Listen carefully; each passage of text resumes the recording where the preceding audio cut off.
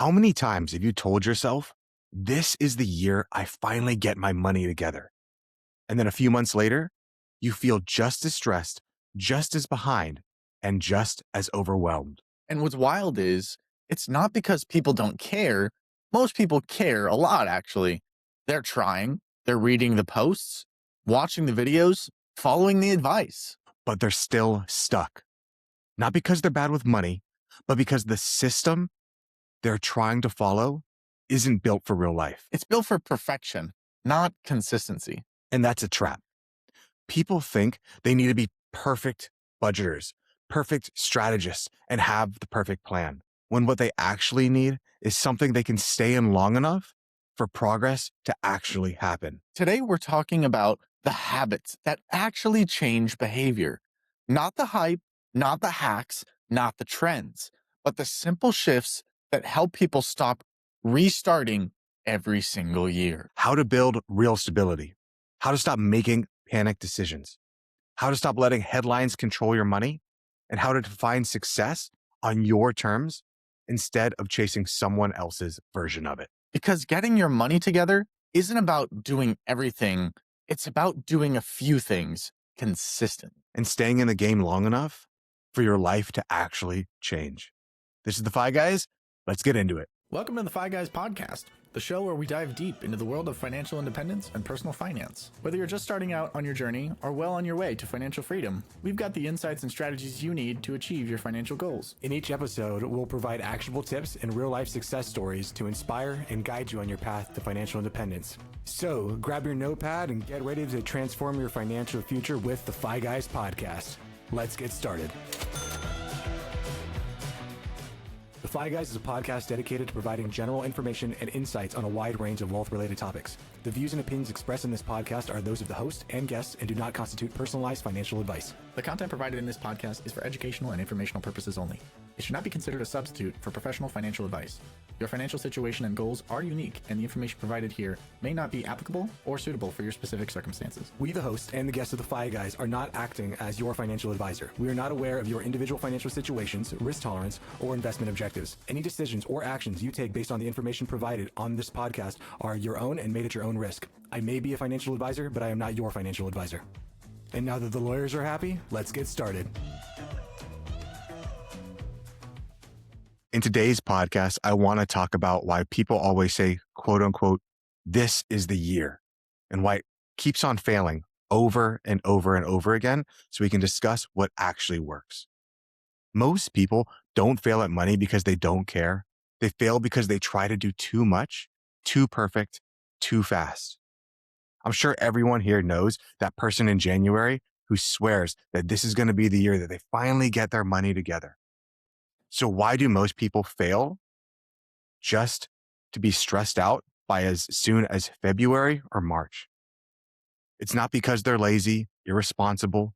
It's usually because the way that we talk about money sets people up to fail. So today, we want to walk you through a few simple habits that actually help people stay in the game long enough to see progress happen. So Dominic, we're going to go for 5 different sections today. 5 different things that I've noticed are the biggest detriments holding people back. Is there anything that you want to talk about before we get into it, of things that you might have seen that hold people back from trying to at least get started or get on the path to financial independence, to being good with money? Yeah, absolutely. I mean, going back to last week's podcast, the solo pod, we talked a lot about, the difference between motivation and discipline, right? And I feel like there's no difference between that and how your finances work in the new year.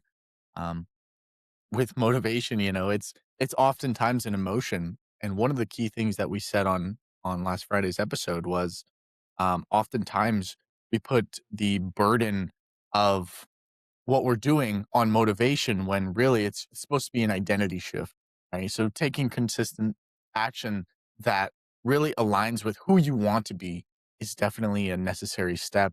And not just taking action, but really believing like, hey, I'm someone who's good with money. I'm great with money, right? And telling yourself that and walking that path and being aligned with that, what a person like that would do is very important. But No, I mean, 5 golden segments. I love it. There's going to be gems throughout the podcast, so I'm excited to start mining for these gems, Chris. So let's kick it off. Perfect. Let's hit on segment one. And this is the biggest one that I see people falling into when they come into the world of, I want to finally be good with money, is you need to begin to trade perfection for consistency. I think we've said it a lot on the podcast, but you can't let perfect be the enemy of good. And I feel that too many people find, I need to have the perfect plan. I need to have the perfect system for investing, the perfect savings, the perfect amount of income, the perfect amount of money going out. Perfection is an illusion that we're never going to be able to attain. Most people in reality don't have money problems. They have a starting problem. They can't even get started. Too many people, and I'm sure you've heard this, Dom, and I'm sure our listeners heard this. They're waiting to quote unquote get it right. They're waiting for everything to line up. And that's often the biggest form of procrastination. But they say, oh no, I'm waiting for things, but all they're doing is procrastinating and they're giving it a good word. They're marketing to themselves and to other people. Oh, I can't do this because of this. Progress requires us to stay in motion, not choosing the perfect strategy. And I know that consistency is not sexy. When you tell your friends, oh, I just dollar cost average, put in $50 here a month, $50 a week, $10, whatever it is. But it keeps people from quitting. We're going for the big swings every single time. It works a few times, and maybe once in a while you can be like, yeah, I got the home run. But if you're judging yourself against getting a home run every time that you go up there, I can guarantee statistically that will not happen. So Dom, where do you see perfection show up in most people? From things that we've talked about, maybe from the viewer mailbags, maybe budgeting, investing, debt payoff. Yeah. You know, you don't see it anywhere. There is no perfection.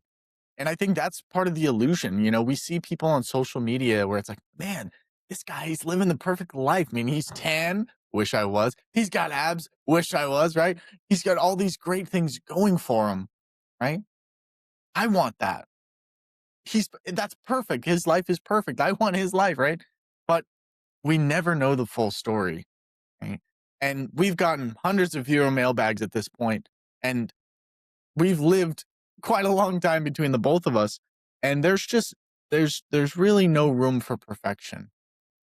I think chasing it is fine, right? But waiting for it is a problem.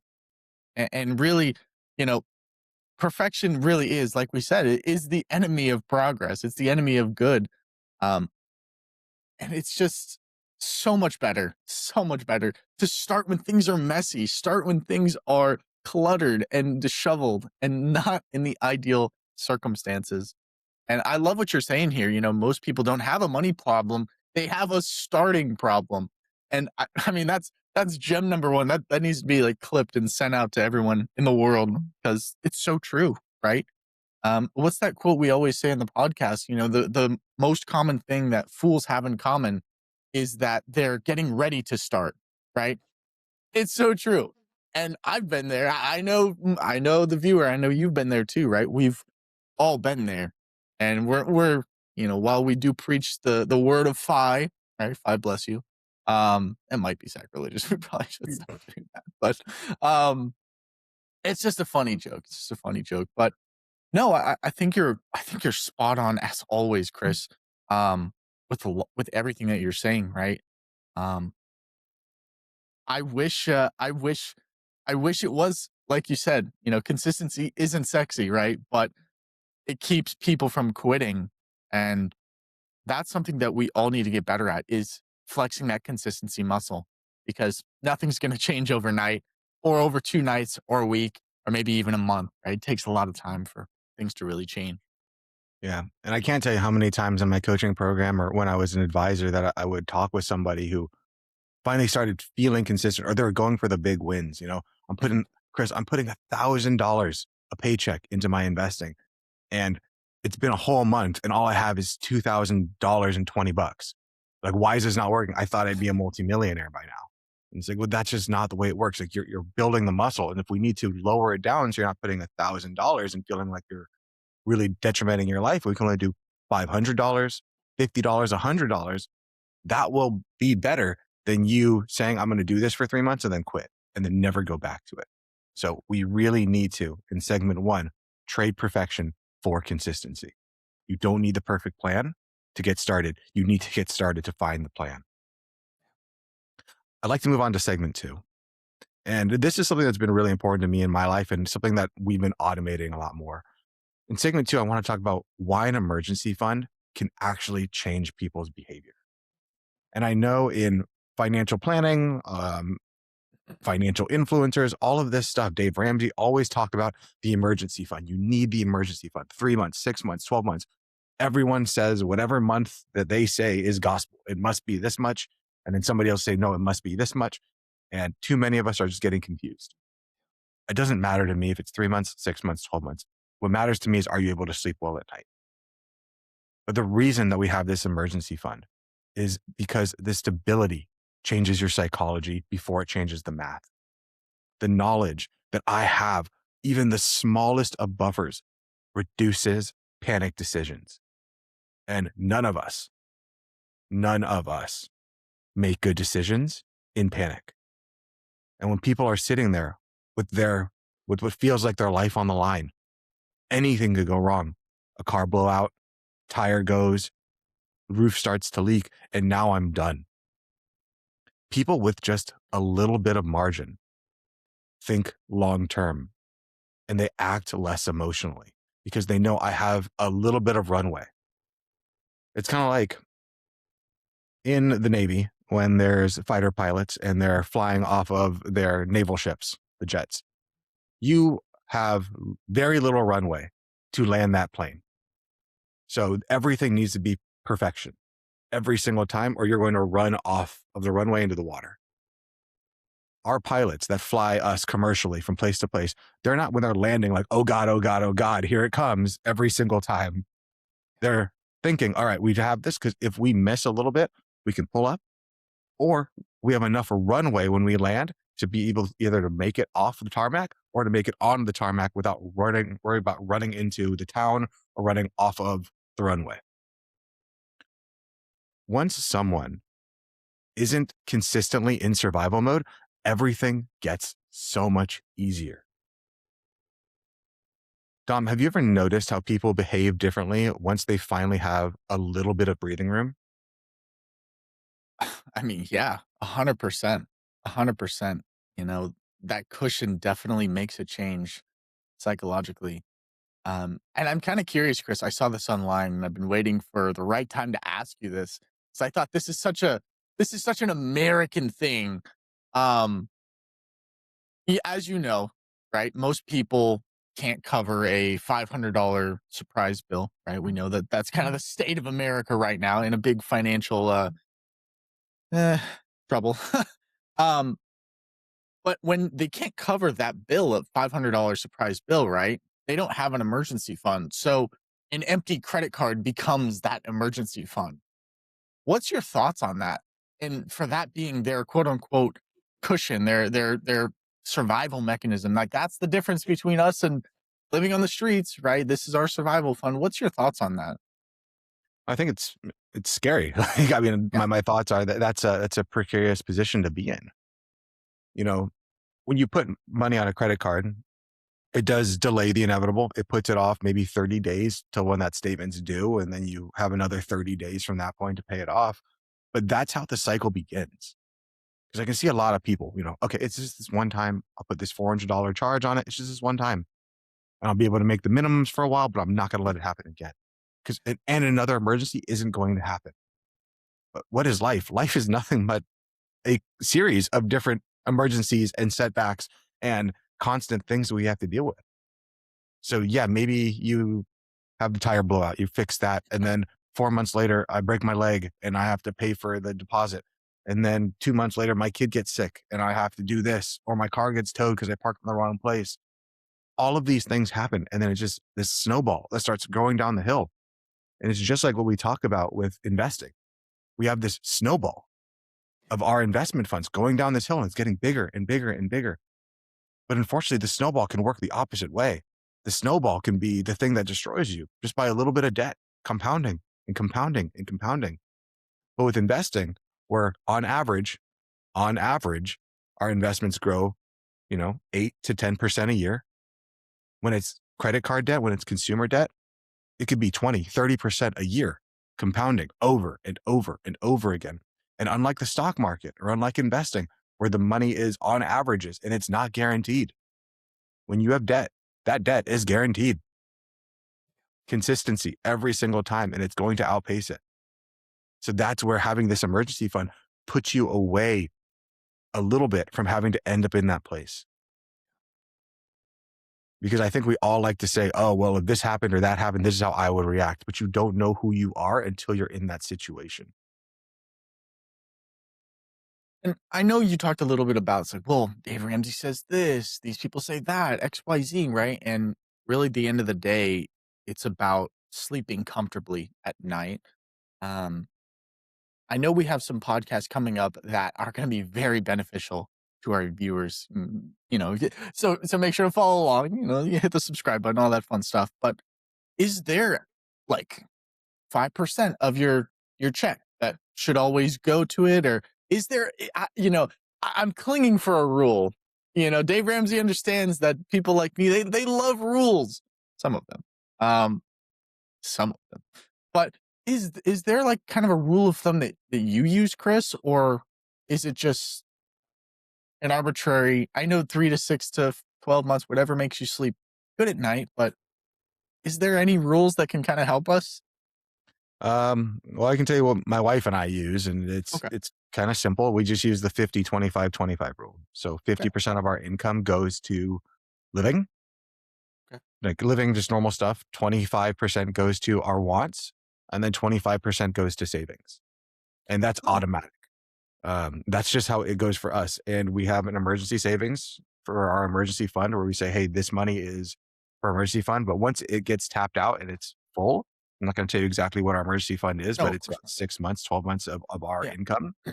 After that, all the additional savings that we would normally go towards the emergency fund goes towards our investments. And Nice. then if we have to use some of our emergency funds for whatever, we had to use some actually this last weekend where we had my wife's car check engine light came on. So we had to spend some money from the emergency fund. So now for the next amount that money comes in, a little bit will go to the emergency fund to fill that back up, and the rest of it flows back to the other place. It's that very simple. that's really interesting, because to me, um, the emergency fund, I feel like people have a different view on an emergency fund, right? Some people use it like you use it, right? More normal, right? Normal situation, check engine light comes on. Yeah, we just bing, bang, boom out of that account, and then we replenish it over time, right? That makes the most sense. So it doesn't kind of break your budget, right? And I always thought, like, for me, it's like the emergency fund, and I guess it is also, but for me, it's like the emergency fund is like, dude, I just lost my job. I got like the electric bill's coming. Like, I got a lot of crap coming down the pipeline. And like, to me, like, it's when crap hits the fan fund and that's what it is to me. So it's kind of interesting to hear like the difference in what we would both use. And obviously, I mean, you would use it in that way too, but I think it's interesting to see what people use it for. And I'm sure a lot of people use it incorrectly too, but no, I think that's very interesting. I appreciate you giving me the 50-25-25 rule, and that's something I can definitely use and look into and kind of organize my own life. So I appreciate that. Of Excuse course. me. And I do want to clarify that if you're looking up the 50-25-25 rule, you're not going to find it online. What you will No. find online is the 50-30-20 rule, which is basically what we did, but we just moved it to 25-25 because in the 50-30-20 rule, it's 30% wants, 20% savings. We have a bit higher of a savings rate. That's a weird ratio. I like the even numbers, 50-25-25. I don't like those weird numbers. But let's get on to segment 3. Yeah, of course. Segment 3 is one intentional dollar at a time. And I'm going to explain that, of course. So you don't need to have every account, but you do need to have a good next decision as to where your money is going. I think progress comes from pausing before we start spending, not optimizing everything. I guess what I'm trying to say here is that too many people they just kind of hope that their money is going to take care of itself. As long as I just keep bringing money in, it'll just figure itself out. But the thing that we try to bring to all of our financial independence podcasts is it really comes down to awareness. The goal is awareness of where your money is going, of where your money is coming from, not overhauling the entire system every time you're like, oh, this isn't working. It's having an understanding as to, is my money going to the right places? And that could, this encapsulates a lot of things. Am I spending it in the right place? When I invest, am I investing in the right type of account that's going to work for me? Is it tax advantage? Is it not tax advantage? Am I putting money into a high yield savings account or just into a checking account? It comes down to awareness and making conscious decisions and not moving through life unconsciously, habitually reacting and hoping that something else is going to happen. This isn't about changing everything overnight. It's about choosing where your next dollar goes, choosing where your next paycheck is going to go before you get it. And then decide at that point, oh, I guess we'll just see what happens. Dom, how do you think we can help people avoid the I got to open everything at once trap? Like, I got to do everything right now trap. And then they end up doing nothing. Or they end up not being aware because it's too much of what's going on. I really liked the tip that you gave here, actually, and I think it could help with this about pausing right before you make a decision. Similar to, I feel like all of what we've talked about so far has an underlying like Buddha meditation connotation to it, right? It's wait, hold on, let's pause, let's think, let's use our brain for once rather than this animal sense of I need it now, I gotta spend it now, right? Um, I really like the idea of stopping the pattern and really just taking a beat. I really love the idea of just taking a beat, like, hey, I know you want this right now, right? Um, but is this part of the plan? Is this what's going to get us closer or is it going to get us further? One of the things I know Elon Musk is a very controversial figure nowadays. And one of the things that I actually thought was really interesting about him, I was watching a podcast about one of the people who worked underneath him. I think it was Scott Kelly or something, astronaut. And he was saying that how Elon Musk makes his decisions, because to a lot of people, it's very trivial how he makes his decisions. And he was saying that he runs it through many filters, but the great filter is this going to get us closer to Mars or is this going to get us further from Mars? Now, obviously, I'm not trying to go to Mars. I love Earth. I'm a big Earth guy, very pro Earth. Um, but I have goals, right? And what I'm doing on the day to day, does it support that or does it go against it? And I think that's what more of us need, because really we tend to overcomplicate things in a masterful way, in order to procrastinate more because of the fear of starting, right? So it seems like everything, all the points that you're hitting, Chris, are kind of tying together actually. Um, but yeah, I mean, to avoid that open everything at once feeling, I mean, you really do have to take a pause and just, hey, like, everything doesn't have to be so rushed. I feel like everything today nowadays is so rushed, quote unquote. Um, but I think it is very important to really, like you said, like you implement in your house, like 3-day rules. And, hey, do we really need this? Does this align with who we want to be and who we are? Right. I'm not going to go buy a pack of cigarettes because they're on sale. It's like, no, it doesn't align with who I am. Right. So it's very important that we always run it through that great filter and take a pause. Yeah, I think it's funny. You brought up that like this sounds very Buddhist. This sounds very like meditative. And I think that too many people, when they hear the way that we try to here at the Fi Guys try to talk about money, they're like, he's talking more about philosophy than he is math. Like, and this is a math problem. But in truth, like your philosophy, the way that you see the world, that's going to implement and either allow you or not allow you to be able to follow through with the math side of things. This is really important. The amount of things that financial grief, financial strife, financial instability that could be prevented by people just taking a pause. Just taking a pause and really thinking on something.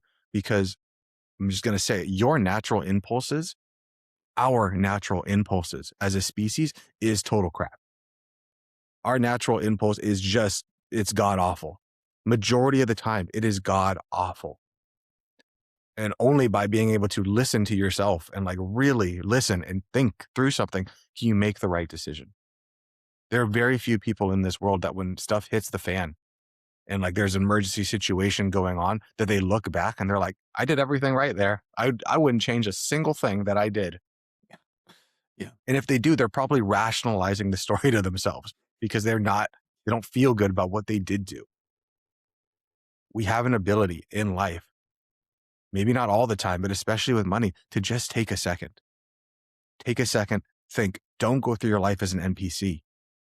You need to be able to build up and to try to come alive and start to think through your problems. Because if not, you're going to end up at the end of your days not knowing where all the time went. So, Dom, are you cool if we move on to segment 4? Yeah, let's do it. Segment 4 is a big one, and it's getting worse and worse, especially in today's day and age. We need to ignore the headlines. We need to get off Twitter. We need to get off of Fox News, MSNBC, Instagram, whatever it is that is your poison. Headlines are designed to keep you triggered emotionally. They're not to give you clarity as to what is actually happening in the world. Plans fail when people react instead of following through with the plan that they had. Too many people that I speak to are like, oh, but right now is not the right time. There's this stuff going on with Greenland and Venezuela and China and Russia and this and that. And it sounds like they're trying to wrap the entire world to me. Yes, there are problems literally everywhere. I get that. But if you're waiting for everything to be good before I get started, that will never happen. Because there is billions of people in this world and they all have problems and they all have good things. But if we're all focused on every billions of people's bad things that are going on in their day, we are never going to be able to make progress. Consistency through uncertainty beats prediction every single time. A lot of this podcast is going to come down to consistency, getting started, taking a second to think about your actions before doing it. Headlines change. Headlines change constantly. How many times have you watched the news where it says breaking news, 9/11 happened 20 years ago? Like, yeah, of course it did. Yeah. Where the headlines consistently change, a good plan does not. A good plan alters a little bit down the path as you continue to make it better. You refine it, but you should not be blowing up the plan every 4 minutes. If you are, you're not making any progress. You're running around making yourself feel better that you're being busy, but busy is not progress. Dom, have you ever maybe think back to some of the things you've seen in life or some of the viewer mailbags? How often have you seen where someone's fear-based based off the news derails their otherwise a pretty solid plan? I mean, all the time, right? I mean, the news is primarily, it's primarily, its job is to fearmonger, to get you to come back so that you're always kind of stuck on watching the news. I have to know what's going on. I have to know what's going on, right? Tell you what, the man who lives in the forest with no internet, that's a peaceful guy. That's a peaceful guy. Even in my own life, I've seen how the news can shift my plans. Right now, not right now, but the next build I'm working on, one of the next 2 builds I'm working on is building storage shelves in my garage, right? And part of those shelves is stockpiling, canned goods, survival gear, stuff like that, right? Do I think we're going to go to an apocalypse? I'm not an oracle, right? And the oracle was wrong once. So I don't know. But, I've seen how it affects people. And I think everybody has that family member, or maybe they are that family member where they watch too much news and they consume too much news, and they wear it on their shoulder, on their badge and whatever, and they become negative. They become what they see in the world. But in actuality, there is still a lot of good in the world, right? What I always like to say, what I always like to think, what I always like to believe is, while we really only see the bad things on the news, makes sense, right? I'm a business. I'm going to try and scare you so you can always come back for safety, right? But what I also know is from this podcast and just my time in life is, where there's good, there's evil. Where there's light, where there's darkness. There just can't be one without the other. We only know how dark it is because of how light it is, and vice versa, right? So where there is great evil, there is great good. And oftentimes we forget that. It's like, oh my gosh, dude, XYZ was just killed. So many people were killed. It's the worst time in the world. It's horrible. Everything is it's just disgusting out there. And that might be true, right? But on the flip side, there is still great good to counter that. And there always will be. And I think that's one of the things that I've seen actually more recently with um, people in my circle. It's like, how are you not angry? How are you not just fuming all the time? I mean, you're seeing the same stuff I'm seeing, right? Are we? What's going on? It's like, yeah, I recognize that there's evil, right? There's always been evil. There will always be evil. I wish we could stamp it out permanently, but that's just not how things work, right? Human nature is oftentimes to be evil, even though it is to one another. And I think, I went off on a damn tangent with this one. I'm not realizing this, but what we always say is control the controllables. Control the controllables. Worry about what you have control of. I can't, I, I can't worry about something crazy happening, you know, the whole power grid going out, right? But I can plan for it. I can't control that, but I can plan against it. I can get solar panels and a battery backup, right? So rather than thinking, woe is me, I might as well just move to somewhere else. It's like, no, this is home. This is where we are. And let's control the controllables. Worry about what you can fix and tinker with and right. And really just, really just take a deep breath. Yesterday was the worst day ever, and we're still here. So chances are we're still going to be here tomorrow. And if we're not here tomorrow, what does it matter anyways? Kind of a dark take. Kind of a dark take, Chris. But I mean, Chris, what do you see? I mean, I know you're not glued to your television every day, bowing to CNN and Fox News and whatever they preach on a daily basis. But how do you deal with this chaotic headlines when they come across your screen?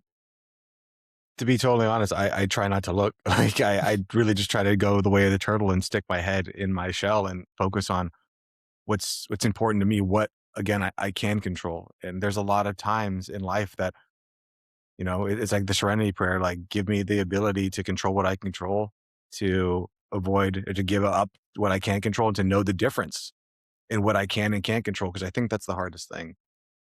I think a lot of people that get upset, that get angry when they read the headlines, it makes sense. Like it's meant to stir you up. It's meant to make you feel emotional. But in reality, that's just giving your power over to somebody else. I'm angry. I don't know where my life is going. I'm not happy with where I am. So I'm going to get upset about this other thing that I have no control over, to at least give me that feeling of at least I'm in control of this. I'm in control of my anger. I'm in control of the way that I feel about it, while I allow my life to burn in other areas because I don't want to take control of those things because of the effort that it's going to be put into me to have to do that. It's not easy. It's not easy. And I'm not going to pretend to say like, oh, just do this, do that. If I could say like, do this or do that, it's like, get the stuff, turn off the notifications, get away from it and focus on what's most important. Because if you're a parent, if you're a spouse, if you have a family, the things that you do within that family, the way that you treat those people around you, your neighbors, your loved ones, your coworkers, is going to make a far bigger impact than just knowing what's going on in a part of Ukraine or a part of Uganda or a part of any other country and being upset about things that you have zero control over because you have control over a lot of things and they start in your household. Yeah, 100%. And one of the things that actually really helped me towards the end of last year was going through my phone's notifications and seeing who has immediate access to my life, right? Not everybody should have immediate access to your life, right? I had way too many apps to be like, hey, I can reach out and grab your attention at any moment whenever I deem necessary. It's like, oh, I don't like that because it's pulling me away from what my goals are, what my focus should be, right? So make sure that you're going through your phone periodically and kind of clearing up those notifications and really locking those in so that you can lock in on your new year goals. Yeah, I'll tell you for my phone, the only notifications I get are text messages, phone calls, and then my 365 life lock thingy in case like anyone steals my identity. But those are the only three things that can get to me immediately. Other than that, and then even at nighttime, I have a do not disturb turned on, so I can't see a single notification from a certain time to a certain time. Like nothing pops up until I'm That's ready for the day to start. that's huge. That's Yeah. huge. Yeah, one of my I was gonna mention this. I actually saw this yesterday on Sunday. But I was like, oh man, I want to say this for the win of the week. But I checked my screen time the other day and I was shocked. I was like, dude, it's so low. For me, I know maybe for some other people, it's not as low, right? It was, and I'll be honest, right? It was like 3 hours, 26 minutes was the average screen time for the week. Um, and for me, that's amazing. That's really, really solid. Because it used to be like it used to be like it used to be like 7 hours. Like what the hell? How are you spending 7 hours on a phone? Doesn't make any sense. So that's definitely been one of my win of the weeks for Friday's episode. But yeah, I want to get back to where we're going. I know we kind of I derailed us a little bit on this one, so let's get back on our journey. I think we're on segment 4, going into segment 5. Correct, Chris? We're going into segment 5, and this is our final one for this year as to what derails people from being able to stick to their goals of finally getting good with money. And number 5 is finally defining what enough means before comparison becomes your enough. Comparison to other people, to celebrities, to whoever is on your Instagram or TikTok feed, it's an invisible finish line.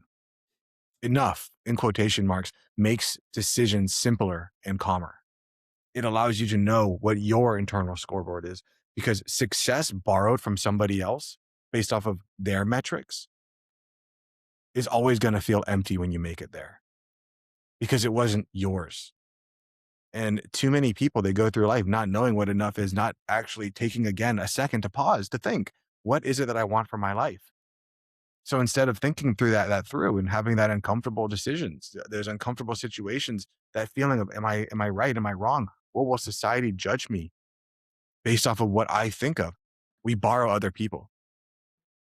And what do most people do? They look for quantifiability. What's quantifiable is how much money I'm making. I'm making this much money. I have this much money. This is my metric of success. This is enough. But enough isn't a magic number. It's not a feeling. It is peace. Like it's peace. So when you finally define what enough is, you stop chasing somebody else's scoreboard and you start living life on your own terms. Dom, I don't know if you're gonna be able to answer this question because I'm not sure even I can answer this question, but have you ever seen someone finally decide what enough is and what that looked like for them? You know, next question. No, I was kidding. No, I think you kind of touched on it a little bit, but to me, what enough looks like, it's clarity.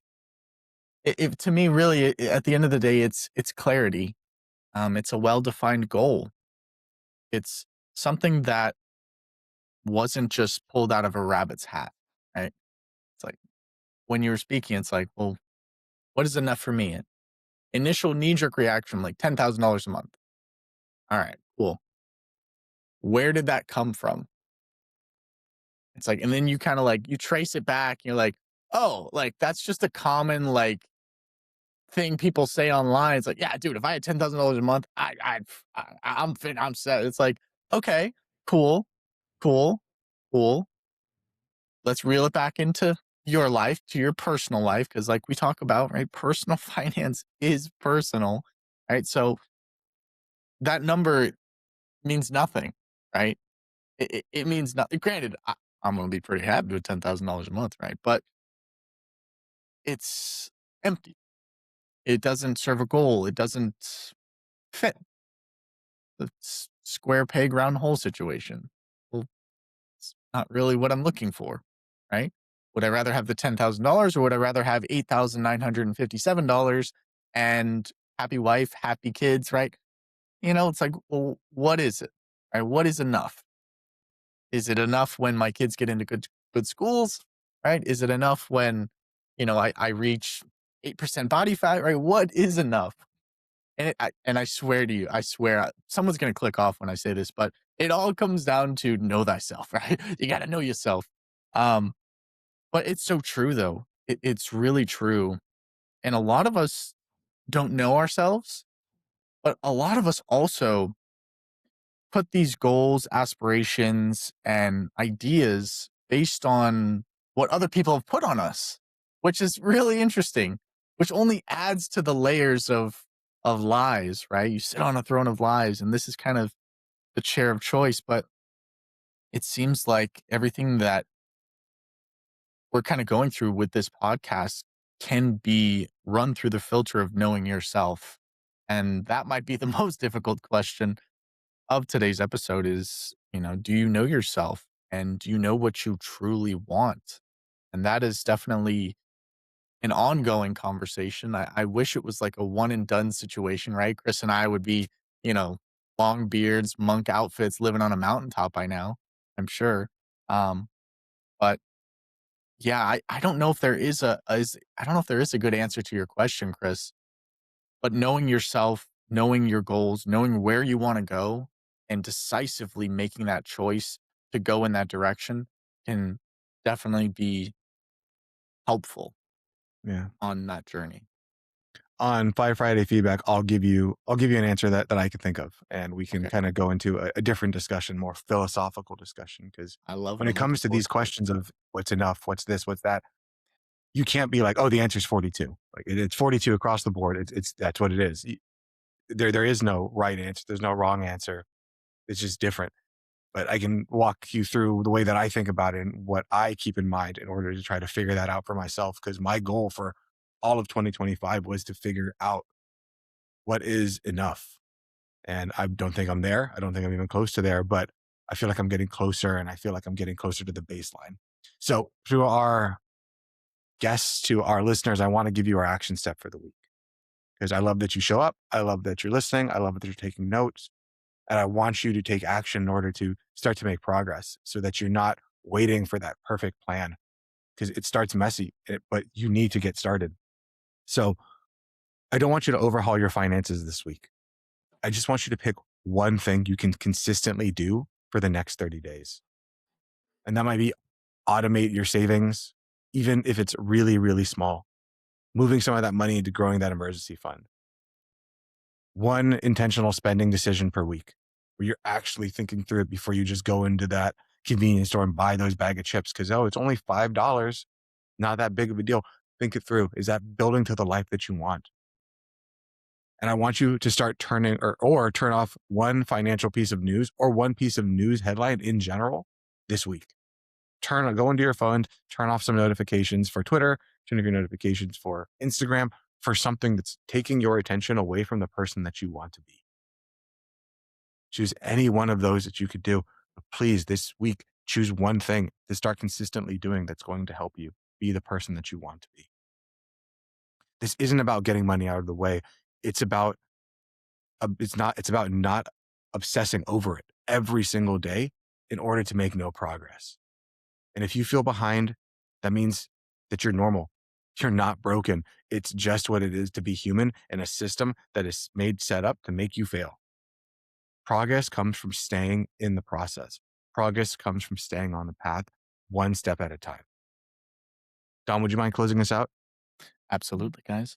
Well, I'm Dom, he's Chris, and as always, if you're not taking notes, we highly recommend it. We always recommend also to re-listen to the podcast, right? Sometimes once isn't enough, but that is why we do the Friday episodes to kind of recap what we talked about on Monday and also give a little bit of a different perspective on Monday because there's always more we want to say.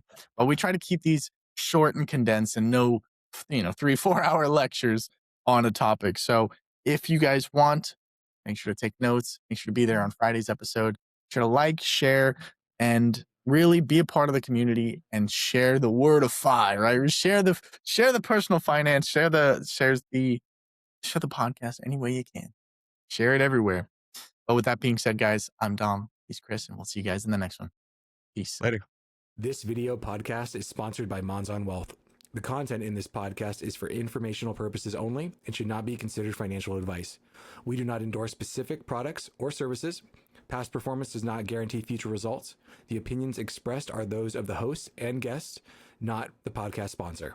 It is crucial to consult with a qualified financial advisor or professional who can provide advice tailored to your specific needs before making any financial decisions, investments, or taking any other actions. If you are seeking specified help, you can reach out to Chris at monzonwealth.com.